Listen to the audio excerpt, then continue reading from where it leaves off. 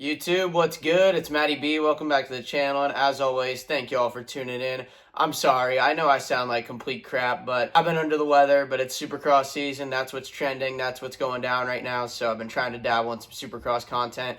If y'all like it, like and subscribe. And if there's anything you don't like, constructive criticism is always welcome. And even if you just want to comment and hate, that helps the algorithm out. So by all means, please go for it. I'll take the engagement. As we all know, leading up into Anaheim 1, 250 West Coast was looking to be an insane lineup. We had all the guys that we saw on TV last Saturday. We were supposed to have Levi Kitchen and Austin Faulkner as well. But as we saw and heard on Saturday, Levi Kitchen is actually moved to the East Coast now. He came down with the sickness and ended up in the hospital, I guess. So East and West Coast, they're short series. You don't want to start out round one. It's basically a big goose egg, so Levi's out. And last week, Triumph announced that Faulkner will be moving to the East Coast as well due to Jalek Swoll's blown out Achilles. My title is a total clickbait national. Unfortunately, that's kind of what I got to do to get people to watch videos nowadays. But to be honest with y'all, I really don't think Levi's dodging Deegan at all. I feel like he really wanted a piece of him. Whether he was going to get that or not, I don't know, but I don't think he would have taken all that time to show up, train, get ready, announce he's going to be at the West Coast. I think he even went out for free practice.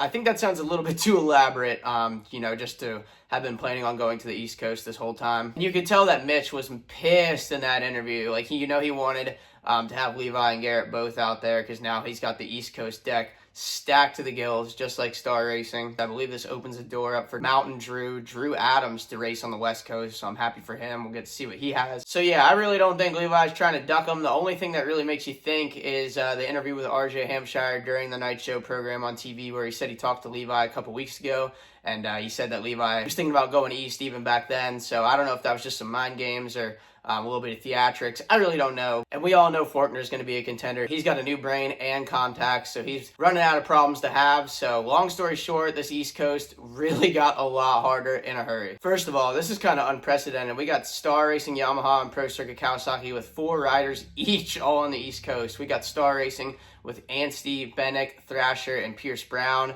And then Pro Circuit has Kitchen, McAdoo, Hammaker, and Masterpool. That's insane. 8 riders just from 2 teams. If they split up just right or just wrong, almost the entire top 9 transfers out of a heat race could come from 2 teams. And then the KTM group has both of the defending champions, Rockstar Energy Husqvarna, RJ Hampshire, who won the West Coast last year, and then the defending champ from the East Coast, Red Bull KTM's Tom Vial. He'll be running the number 1, and they've even got Rockstar Energy Gas with Casey Cochran if he gets healthy. I know he's recovering from injury right now. Then we got the Triumph team trying to become a new powerhouse in this 250 class. They've got Austin Faulkner signed, sealed, and delivered, and then with the blow to Jalek Swoll in the Achilles, they've had to find a fill-in. Hot rumor is that it'll be Mikkel Harup from Denmark, the MXGP rider. He's had some success in the MX2 class, and dude's uber talented, so I'm really excited to see him here in the States. I really hope they put him in for outdoors because I think that's really where he would shine. He'd be a serious contender. Then we got Honda HRC. They have Chance Hymas. I know he's recovering from injury as well, so not sure how ready he'll be, but if he builds back into it, the kid's good, so he'll be a factor as well as long as he's healthy. You got the Club MX Yamaha team. They got Max Volan running the damn handbrake with Mark Phineas and Ferb. They also have Devin Simonson. I just talked to him today. He will be out for the first couple of rounds, but he's hopeful to be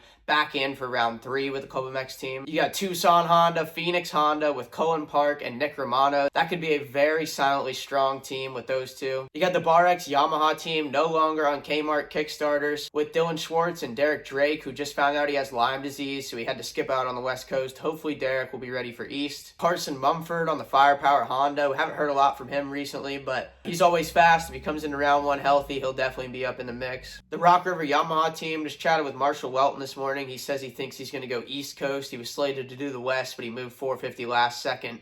Thinks he's going to do 250 East along with Bryce Shelley. The PRMX Kawasaki team has Jack Chambers imported back to the USA from MXGP and Preston Baysflug. The Dirt Bike Depot KTM team has Gage Linville, Marcus Phelps, Jace Kessler, and Crockett Myers. And there's tons of privateers who show up in a van, truck, I don't even know, but they do their own program, like Henry Miller, Jeremy Hand, Luke Neese, Logan Leitzel, and there's several others. I'm not even really going to get that far into it. I know I'm missing a ton of them, but the privateers, the heart and blood of the sport, they'll be in the mix. And those are the guys who need to make those main events, those night shows to get to the next round. So you'll see a lot of heart and a lot of fight out of them. With all those guys I just listed, East Coast is going to be stacked, especially, if you're a mid-tier guy, making a main is going to be a very tall order. And even in that little list I just mentioned right there, and I could be missing people, man. I'm just from the comfort of my own home. I'm not even at the races. Not really much inside info or anything, but I just mentioned 31 guys.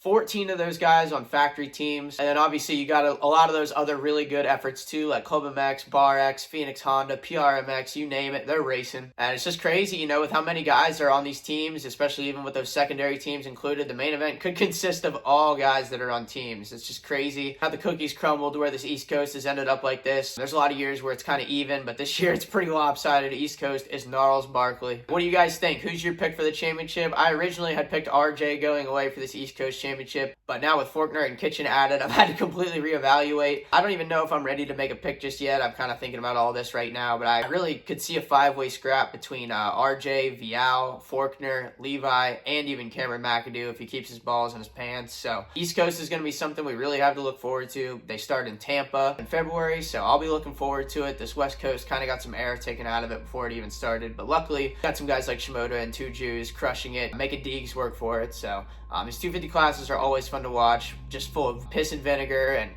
yeah, East Coast is going to be crazy. I can't wait. So let me know in the comments what you guys think. Thanks for watching. We'll be back to some Arena Crash coverage in a day or two. I've been trying to do some of this Supercross coverage, see what you guys think of it. But I got an Amateur Day Arena Crash video from Colorado coming. That's going to be crazy. So hope you guys enjoy all of it. Thanks for watching. We're out. If y'all are interested in supporting the channel, you can do so with channel memberships. The link is in the description or through merch on my website. But if you're not, all good with me. I just hope y'all enjoy the content.